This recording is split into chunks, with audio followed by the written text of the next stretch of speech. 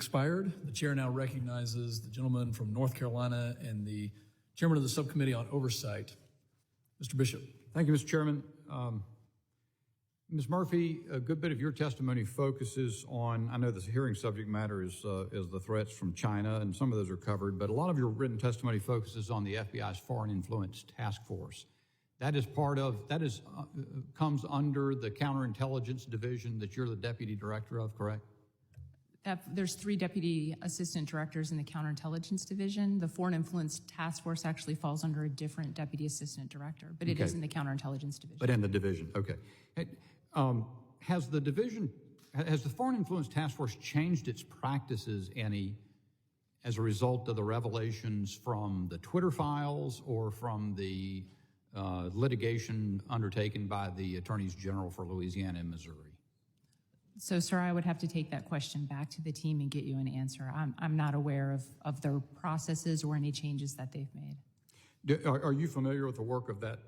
And you've read the Twitter files, I assume. I have not. You've not read any of it? No. Interesting.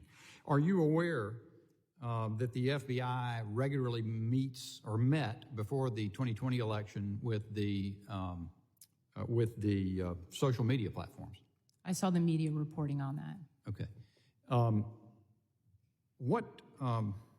Are they still meeting in the same way with the social media platforms?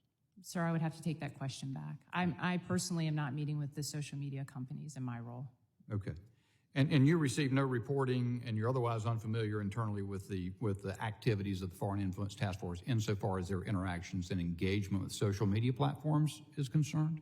No, sir. That's not part of my role or my purview and my job. I see. Let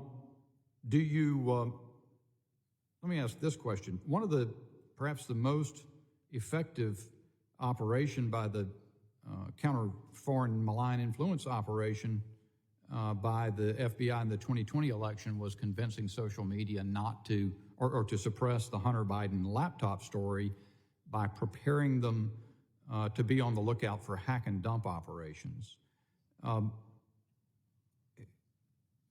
Did the FBI know at that time the content of the Hunter Biden laptop, which it had in its possession by means of a subpoena?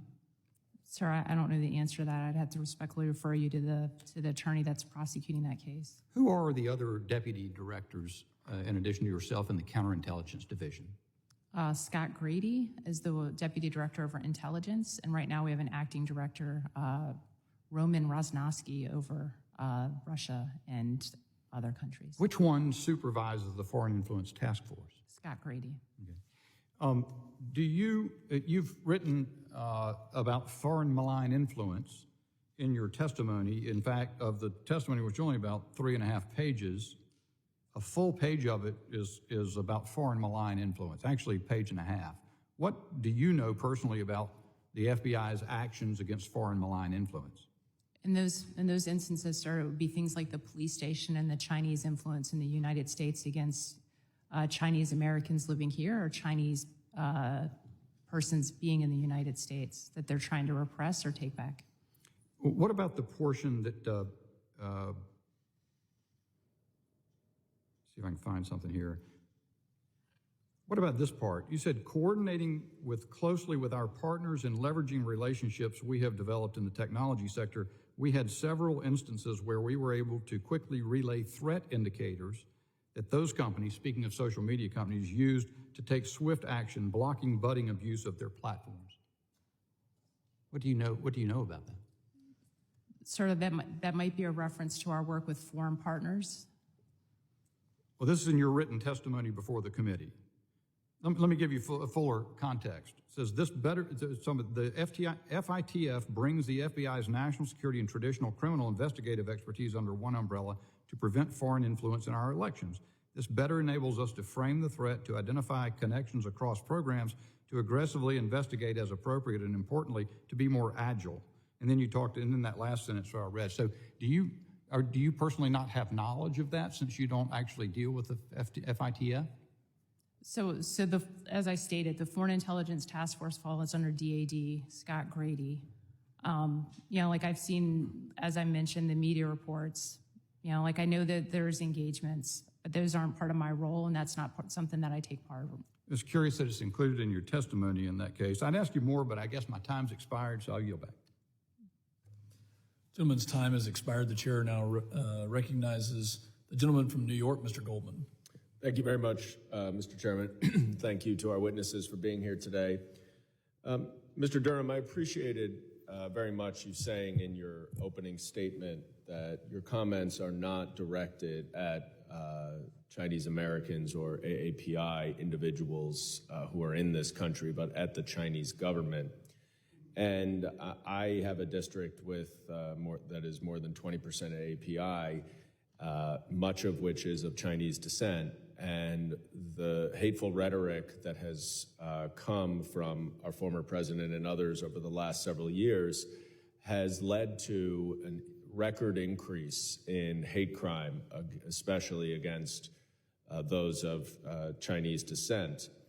And I want to talk a little bit about the distinction that you are drawing, which I think is an important one, particularly as it relates to the so-called police stations that the Chinese government has set up at various places around the world, including in our country. Ms. Murphy, I'm sure you are aware, and the chairman referenced this case, the 2 arrests in my district of 2 Chinese nationals for operating one of these police stations, which, so everybody is clear, is really designed to track Chinese dissidents or Chinese citizens in the United States, essentially as an unsanctioned police station, so to speak. Now, I'm assuming, Ms. Murphy, you are not going to be able to speak much about that specific prosecution, but can you tell us more broadly, taking a step out of that prosecution, what the FBI understands about these police stations and the effort of the Chinese government to intimidate and threaten Chinese either citizens or dissidents who are living in this country? Thank you for the question. As I think the committee is aware, China goes through great lengths to control the narrative about the country of China. And this is a way that they use influence and intimidation tactics against people that are in the United States that may have ties to China or views about China that the Chinese government doesn't agree with.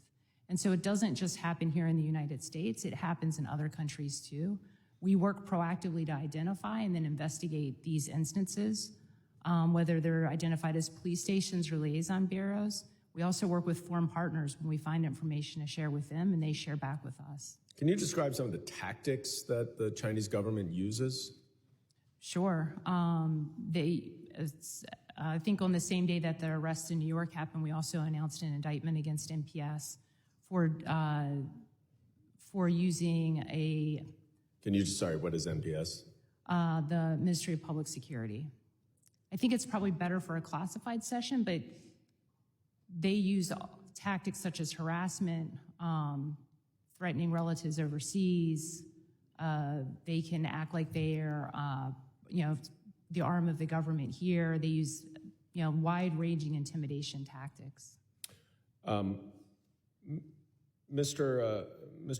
Kahongama, I'm not sure, or Mr. Durham, I'm not sure if either one of you is the specific DHS witness to address this, but I wanted to ask a little bit about Chinese governmental efforts to interfere in elections, both in this country as well as others, including Canada. To the extent that you can talk about this in an unclassified setting, where do things stand with those efforts as we are moving forward toward 2024? Thank you for the question, Congressman. Unfortunately, I will not be able to talk about that in this session, but I'm more than willing to arrange a classified session for you with regard to that question. I'm not surprised, but it is something I think we are particularly concerned about, and I know The Foreign Influence Task Force, FITF, was created in part to address the efforts of foreign entities to interfere in our elections and to try to infiltrate our national security. So I do hope that we are all of you three and your agencies are very much focused on this and making sure that our election infrastructure is as strong as it can be. And my time is now up, so thank you for the time, and I yield back. The gentleman's time has expired. The chair now recognizes the gentleman from Arizona, Mr. Crane. Thank you, Mr. Chairman. Thank you to the panelists who have come here today to share your time. Ms. Murphy, you work for the FBI, is that correct? Yes, sir. Ms. Murphy, do you know what elite capture is? Elite capture? Yeah, do you know what elite capture is? No, sir. So basically, elite capture is used by the CCP as a form of political warfare that seeks to control the actions of political, academic, business, and cultural leaders outside of China to benefit the CCP. The means of control take a variety of forms, including financial incentives, financial dependence, or compromise business entanglements, offers of access to opportunities within China, ideological appeal, and even blackmail. Are you familiar with these techniques, ma'am? I am familiar with those techniques. Do you have experience with those techniques, seeing those techniques in your job? Experience in seeing the Chinese government use those techniques? Yeah, or any other nation state that wants to compromise U.S. officials? I don't know that I've seen them personally, but I'm familiar with those techniques, yes, sir. Okay. Ms. Murphy, are you aware that a Chinese spy balloon just recently flew over the U.S. for about a week? I am. Ms. Murphy, are you aware that the CCP is buying up U.S. farmland near military bases? I've heard reports of that. I don't know what evidence I've seen of it. Okay. Ms. Murphy, does it concern you some of the revelations that have been coming out of the Oversight Committee about the millions of dollars that have been paid to the Biden family recently? I'm not aware of money being paid to the Biden family. Oh, you're not aware of that at all? No, sir. That's interesting. You work for the FBI, right? Yes, sir, I do, but I would respectfully refer you to the investigators over that case. I'm sure we can get you a brief on that. That is not a case that I handle. Yeah, well, I don't need a brief on that, ma'am, to know that there are nation states that have paid millions of dollars to the Biden family. And that's one of the reasons that we're having this hearing. That's one of the reasons that Americans are so concerned that they see Chinese spy balloons flying over the U.S. for an entire week. That's why they're so concerned that they see these Chinese police stations being set up here. And they're wondering, how could this go on? This doesn't make any sense. And yet, the son of the President of the United States is involved and entangled for many years now in multiple business deals that the president claims he knows nothing about. And you, ma'am, you sit here before the Homeland Security Committee. Our job is to protect the homeland, and you act as if you don't know anything about it. You understand why the American people are concerned, ma'am? Yes or no? I understand why American people should be concerned about the threat from the Chinese Communist Party. Yeah. Do you see any connections with what I talked about when I was talking about elite capture? Do you see, are you connecting the dots at all? No, sir. You don't connect the dots? So your job is to protect the American people.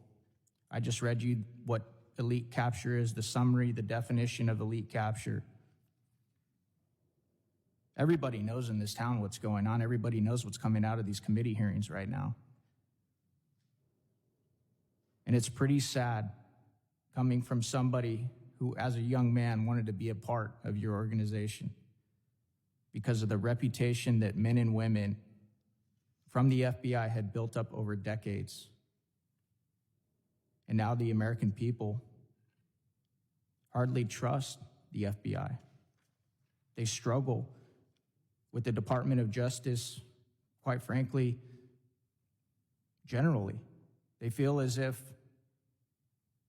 you don't have the right politics, you can basically do whatever you want. The American people, quite honestly, are wondering why Hunter Biden is still walking the streets.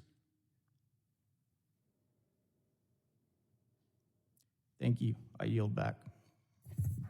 The gentleman yields. The chair now recognizes the gentlelady from Texas, Ms. Jackson Lee. Let me thank the chair and ranking member, as always, for their courtesies. Let me be as delicate as I can possibly be and certainly express my friendship to all of the members on the other side of the aisle. But I would offer to say that I have the highest respect for the FBI. As I've worked with the Bureau for over 28 years, I was here in the United States Congress after 9/11. During 9/11, ran for my life from the United States Capitol, went to Ground Zero during the recovery, watched the pain of firefighters removing remains, and watched the intensive investigation that was augmented by the work of the FBI. We created the U.S. Department of Homeland Security, and I could not be more proud of the work that the department has done. In particular, was key in stopping the potential attack at the beginning as a number of terrorist potential came in after 9/11. We were still concerned about international terrorism. We now know that, according to the FBI, the number one terrorist act against all of us is domestic terrorism, as evidenced by January 6th. I'm very glad, Mr. Durham, that you made it very clear that this hearing should not be about Chinese Americans, patriots, families, students, teachers, doctors, people in my community of Houston, Texas. I want them to know that this hearing, I could not sit in this hearing if this was an attack on Asian Americans, Chinese Americans, and we have seen the rise in hatred. And so as I noticed that your position deals with nation-state threats, let us be framed particularly about what we're doing here. I have to respect my friend, but I haven't got one question about Hunter Biden, and I haven't seen any association with Mr. Biden with the President of the United States of America, short of the fact that as parents, we all have our children and we love them. So let me just ask Ms. Murphy, you indicated you were getting information, but right now you have not come here to discuss Hunter Biden, is that correct? That's correct, ma'am. Okay. No, you're here to discuss the President of the United States, connectedness to Hunter Biden, other than your recognition that it's his father. That's correct. Thank you so very much. Mr. Durham, and I have some questions I need to get to quickly, but I just want to make sure, am I correct, as you made your opening remarks, that this hearing, or you did not come here to attack Chinese Americans who are patriots serving in respective responsibilities across America, in the Asian American community? That's correct, Congresswoman. You're not here to promote hate based upon our responsibilities in national security. That's correct. Thank you so very much. I just wanted to make sure that we were clear on the responsibilities that we have here today. Let me just say that as a member, I've had the Chinese from the government approach my staff. I've had them approach me. I am the congresswoman in the area where the Chinese consulate had to be closed down, rightly so by the former administration. We welcome that. I'm not a stranger. But I recognize that we must discern in order to be intelligent. Let me quickly say, in today's testimony, we have heard extensively about the Chinese Communist Party's illicit use of transnational repression against its own diaspora, concerned about that, and the foreign malign influence campaigns directed at the people of the United States, tactics that are repressive, coercive, and even criminal. What have we learned about these operations, and how do we intend to counter these disinformation campaigns, protect our homeland, and prevent these attacks from undermining our free market activities and our democratic institutions? Go at it, whichever one is going to answer first. And the last, how can we best prevent these activities from disrupting our free market activities and our democratic institutions? And somebody should comment on the dangers of AI with respect to the Chinese. If you could start, you want the FBI to start, Ms. Murphy? I'll yield to Homeland Security. Thank you. Mr. Kahanga? Thank you. Thank you for the question. So I think in the remaining time, one program I would like to highlight is the recently announced High-Risk Community Protection Initiative from our Cybersecurity Infrastructure Security Agency. So it's engaging diaspora, civil society groups and communities in the United States, understanding the threats, and then offering them cybersecurity services, including from things like spyware that may be leveraged to otherwise undermine them in this country. Mr. Durham, The gentlelady. quickly. And he Gentlelady's time has expired. answered the question if my mouth was moving. Mr. Durham, would you just give a word? The chairman is being very kind. He's a fellow Texan, and I will step back and thank him. I'll step back Thank you, and thank him. Congresswoman. I will say this about the PRC. They are very aggressive in their activities, and they will use every technique, tool, or procedure within their toolbox to ensure that they accomplish their goals. And they will turn those tools against diaspora communities as well. It is not uncommon for them to do it, and we, as my colleagues have just said, are working with those communities to help them understand the threats. And for your courtesy, and ranking member for your courtesy. I thank the gentlelady. Her time has expired. The chair